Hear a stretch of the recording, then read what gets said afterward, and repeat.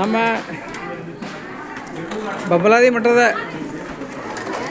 ಭಕ್ತರಿಗೆ ಗುರುಪೂರ್ಣಿಮೆ ನಿಮಿತ್ತವಾಗಿ ಸಾವಿರಾರು ಹೋಳಿಗೆಗಳನ್ನು ತಯಾರು ಮಾಡುತ್ತಾ ಭಕ್ತರು ಸಾವಿರಾರು ಹೋಳಿಗೆಯನ್ನು ಅನ್ನಪ್ರಸಾದನ ಇಲ್ಲಿ ಮಾಡ್ತಾ ಇದ್ದಾರೆ. ಅದು ಅದಕ್ಕಾಗಿ ರಾತ್ರಿ ಬೆಳಗಿನಿಂದ ಮಾಡಿ ಇಲ್ಲಿ ಹೋಳಿಗೆಯನ್ನು ಮಾಡ್ತಾ ಇದ್ದಾರೆ, ನೋಡ್ಬೋದು.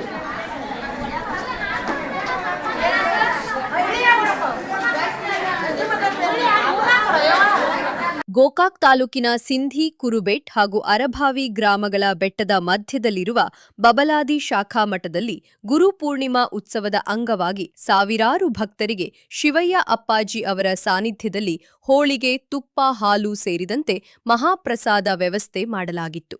ಸ್ವಯಂ ಸ್ಫೂರ್ತಿಯಿಂದ ಭಕ್ತರು ದಾಸೋಹ ಸೇವೆಗೆ ಮುಂದಾಗಿರುವುದು ಎಲ್ಲರ ಗಮನ ಸೆಳೆದಿತ್ತು. ಆಷಾಢ ಮಾಸದ ಹುಣ್ಣಿಮೆಯನ್ನು ಗುರುಪೂರ್ಣಿಮೆ ಎಂದು ಆಚರಿಸಲಾಗುತ್ತದೆ. ಇದು ಮಹರ್ಷಿ ವೇದವಾಸರ ಜನ್ಮದಿನವಾಗಿದ್ದು, ಅಜ್ಞಾನವನ್ನು ತೊಳೆಯುವ ಜ್ಞಾನ ನೀಡುವ ಗುರುಗಳನ್ನು ಪೂಜಿಸಲಾಗುತ್ತದೆ. ಜೀವನಕ್ಕೆ ದಾರಿ ತೋರಿಸುವ ಗುರುಗಳಿಗೆ ಹಾಗೂ ಶಿಕ್ಷಕರಿಗೆ ಗೌರವ ಹಾಗೂ ಕೃತಜ್ಞತೆ ಸಲ್ಲಿಸುವ ವಿಶೇಷ ದಿನವಾಗಿದೆ.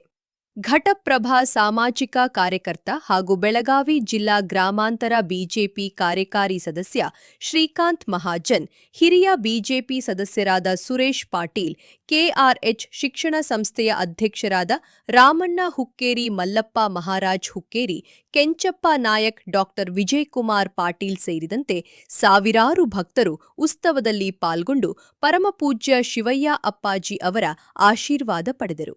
ವರದಿ ಶಶಿಧರ್ ಸತೀಶ್, ಡೇವಿಡ್ ವಿಜಯ್ ಶಕ್ತಿ ನ್ಯೂಸ್.